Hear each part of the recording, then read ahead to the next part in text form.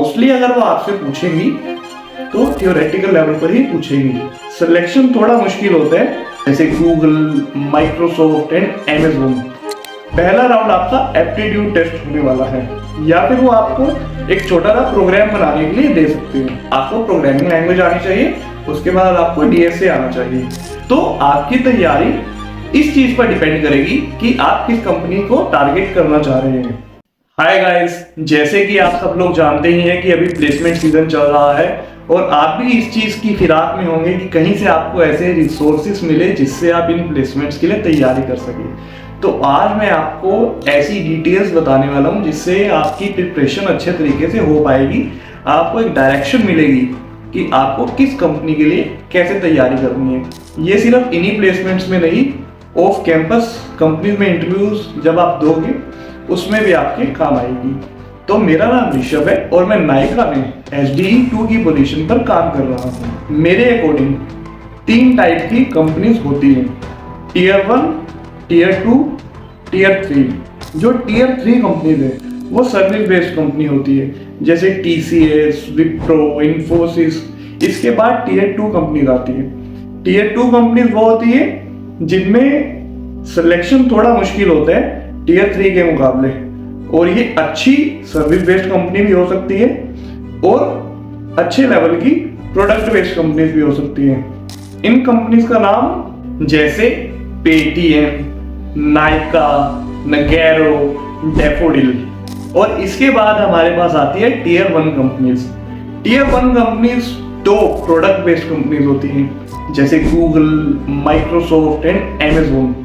तो आपकी तैयारी इस चीज पर डिपेंड करेगी कि आप किस कंपनी को टारगेट करना चाह रहे हैं। तो अभी इसी वीडियो में मैं इन डिटेल बताऊंगा कि किस टीयर की कंपनी के लिए आपको कैसी तैयारी करनी पड़ेगी। तो अभी हम टीयर 3 से स्टार्ट करते हैं। ये MNCs है जो सर्विस बेस्ड है। तो इन कंपनीज का जनरली पहला राउंड आपका एप्टीट्यूड टेस्ट होने वाला है, जिसमें जनरल एप्टीट्यूड होगा और इसके अलावा आपसे टेक्निकल प्रोग्रामिंग लैंग्वेज के क्वेश्चंस भी पूछ सकते हैं, थ्योरी में भी और प्रैक्टिकल में भी। थ्योरी में मतलब किसी प्रोग्रामिंग लैंग्वेज के सिंटेक्स आपसे पूछ सकते हैं, या वो पूछ सकते हैं किसी और कॉन्सेप्ट के बारे में, या फिर वो आपको एक छोटा सा प्रोग्राम बनाने के लिए दे सकते हैं। तो इस टाइप का राउंड आपका पहले वाला रहने वाला है, और जब आप इस राउंड को क्लियर कर लेंगे तब आपके अगले राउंड शेड्यूल होंगे। तो अभी मैं आपको एक ओवरव्यू दे देता हूं कि इन कंपनीज में तैयारी के लिए आपको किन किन चीजों पर फोकस करना पड़ेगा। सबसे पहले तो आपको अपना एप्टीट्यूड सुधारना पड़ेगा, क्योंकि जब आपका पहला राउंड ही क्लियर नहीं होगा तो अगले स्किल्स को आप डेमोन्स्ट्रेट ही नहीं कर पाएंगे। एप्टीट्यूड आपने कर लिया, उसके बाद आप प्रोग्रामिंग लैंग्वेज पर फोकस कीजिए। आपको बेसिक प्रोग्रामिंग आनी चाहिए और कॉन्सेप्ट्स भी पता होने चाहिए, मतलब आपको सिंटेक्स वगैरह भी पता होने चाहिए। किस कंपोनेंट का कब यूज करना है उसका आपको आइडिया होना चाहिए, जैसे फॉर लूप, व्हाइल लूप्स। इस टाइप के कंपोनेंट्स के बारे में आपको इंफॉर्मेशन होनी चाहिए। तो अभी आपने प्रोग्रामिंग लैंग्वेज क्लियर कर ली। BCA में जनरली C लैंग्वेज होती है और जावा होती है। तो ये आप मान के चलिए कि आपको C लैंग्वेज और जावा की अच्छी खासी नॉलेज होनी चाहिए। प्रोग्रामिंग लैंग्वेज के अलावा हमारे पास जो अगले इंपॉर्टेंट कॉन्सेप्ट्स होते हैं वो DBMS के होते हैं। तो DBMS में से भी क्वेश्चंस पूछ सकते हैं। अभी DBMS में क्या क्या क्वेश्चन आ सकते हैं, एग्जांपल के लिए जैसे मैं आपको बताता हूँ कि वो आपसे जॉइंस पूछ सकते हैं, इनर जॉइन, आउटर जॉइन। तो आपको इन चीजों की भी इंफॉर्मेशन होनी चाहिए जो आप इंटरव्यूअर को बता सके, राइट। और इसके अलावा आपसे बेसिक ऑपरेटिंग सिस्टम के भी कॉन्सेप्ट वो पूछ सकते हैं, जैसे डेडलॉक्स के बारे में। ये तो मैंने आपको बताया कि आपको किस किस चीज के बारे में पता होना चाहिए जब आप टीयर 3 कंपनीज के लिए प्रिपेयर कर रहे हैं। आपको थ्योरेटिकल नॉलेज भी इन सब चीजों की होनी चाहिए और प्रैक्टिकल नॉलेज भी होनी चाहिए, ताकि अगर वो कोई क्वेश्चन पूछे तो आप उन्हें बता सकें। अब हम चलते हैं टीयर 2 कंपनीज पे। टीयर 2 कंपनीज के लिए आपको एडिशनल DSA का भी पता होना चाहिए। जो टीयर 3 कंपनीज है वो DSA आपसे पूछ सकती है और नहीं भी पूछ सकती। मोस्टली अगर वो आपसे पूछेंगी तो थियोरेटिकल लेवल पर ही पूछेंगी, लेकिन आप थोड़ी प्रिपरेशन कर जाना DSA की भी, कि आपको थ्योरी में तो पता ही हो, और उसके अलावा छोटा मोटा प्रैक्टिकल भी कर सके। टीयर 2 कंपनीज में प्रोग्रामिंग लैंग्वेज इंपॉर्टेंट रहेगी। आपको प्रोग्रामिंग लैंग्वेज का पता होना चाहिए कि उसमें डेवलपमेंट कैसे करनी है। थ्योरेटिकल नॉलेज भी आपको होनी चाहिए, प्रैक्टिकल नॉलेज भी होनी चाहिए, और अगर वो आपसे कोई प्रोग्राम पूछे तो आप वो बता सकें। टीयर 2 कंपनी के लिए प्रोग्रामिंग लैंग्वेज हमारी इंपॉर्टेंट है। उसके बाद जो नेक्स्ट इंपॉर्टेंट चीज है वो डीएसए है। आपके डीएसए के अच्छे स्किल्स होने चाहिए। आप डेटा स्ट्रक्चर को इम्प्लीमेंट भी कर पाने चाहिए, और अगर वो आपको कोई प्रॉब्लम देते हैं जहां पर आपको डेटा स्ट्रक्चर का यूज करना पड़ सकता है, जैसे वो ये क्वेश्चन देते हैं आपको कि एक एरे में जहां पर भी डुप्लीकेट एलिमेंट्स है या जोन जोन से भी डुप्लीकेट एलिमेंट्स है, उनको आपको रिटर्न करना है। तो अब ये क्वेश्चन में आपको कोई डेटा स्ट्रक्चर का यूज करना पड़ सकता है, तो आपको पता होना चाहिए कि किस डेटा स्ट्रक्चर का क्या यूज है और आप उसको कहां पर यूज कर सकते हैं इन प्रॉब्लम्स को सॉल्व करने के लिए। तो अभी हमने दो चीजों का पता लगाया। आपको प्रोग्रामिंग लैंग्वेज आनी चाहिए, उसके बाद आपको डीएसए आना चाहिए। डीएसए के बाद जो नेक्स्ट इंपॉर्टेंट चीज है वो डीबीएमएस है। आपको डेटाबेस का भी पता होना चाहिए कि जॉइंस क्या है, कैसे यूज करते हैं। थ्योरी में भी पता होना चाहिए और प्रैक्टिकल करना भी आना चाहिए कि अगर वो आपसे कहें कि आप लेफ्ट इनर जॉइन की एक क्वेरी लिखकर दिखाइए, तो आप वहां पर लिख पाए।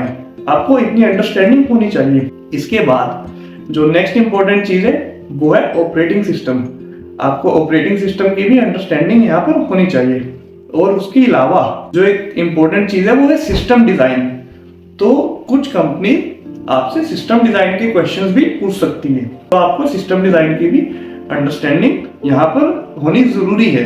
तो अभी हम चलते हैं टीयर 1 कंपनीज की तरफ। जो टीयर 1 कंपनीज है उनके लिए सबसे इंपॉर्टेंट चीज है डीएसए एंड एल्गोरिथम्स, राइट। वो आपसे एक्सपेक्ट करेंगे कि आपको अच्छे लेवल का डीएसए आता होगा, तो आपको बहुत अच्छे से प्रैक्टिस करनी है कि किसी भी टाइप का क्वेश्चन वो आपसे पूछे तो आप उनको बता सकें, अपनी ऑप्टिमल अप्रोच बता सकें कि आप कौन सा डेटा स्ट्रक्चर यूज करने वाले हैं और वो प्रॉब्लम को आप कैसे सॉल्व करेंगे।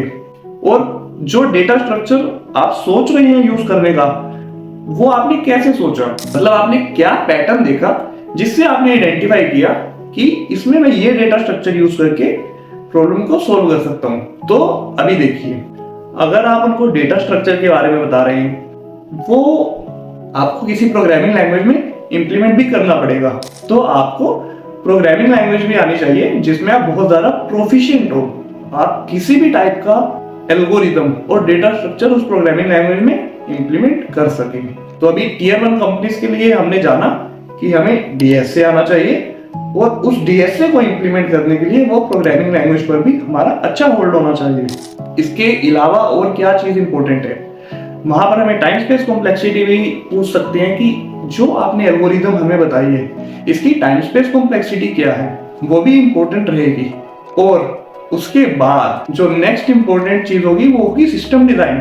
आपको कोई भी सिस्टम डिजाइनिंग के लिए दिया जा सकता है, आपको उसका डिजाइन बताना पड़ेगा कि मैं इस सिस्टम को इंप्लीमेंट करने के लिए ये कंपोनेंट्स यूज करने वाला हूँ, ये डेटाबेस यूज करूंगा, ये प्रोग्रामिंग लैंग्वेज यूज करूंगा, एरर हैंडलिंग में ऐसे करूंगा। तो इस टाइप की इंफॉर्मेशन आपको उन्हें देनी पड़ेगी। आप एक डिस्कशन करेंगे उनके साथ और एक सिस्टम को डिजाइन करेंगे जिसमें एरर हैंडलिंग होगी, एज केसेस कवर्ड होंगे। तो सिस्टम डिजाइन हमारा नेक्स्ट इंपॉर्टेंट कंपोनेंट हो गया जब हम टीयर 1 कंपनीज के लिए प्रिपेयर कर रहे हैं। इसके अलावा हमें डीबीएमएस का भी नॉलेज होना चाहिए अगर इंटरव्यूअर पूछे, और उसके अलावा ऑपरेटिंग सिस्टम कॉन्सेप्ट्स भी हमें आने चाहिए।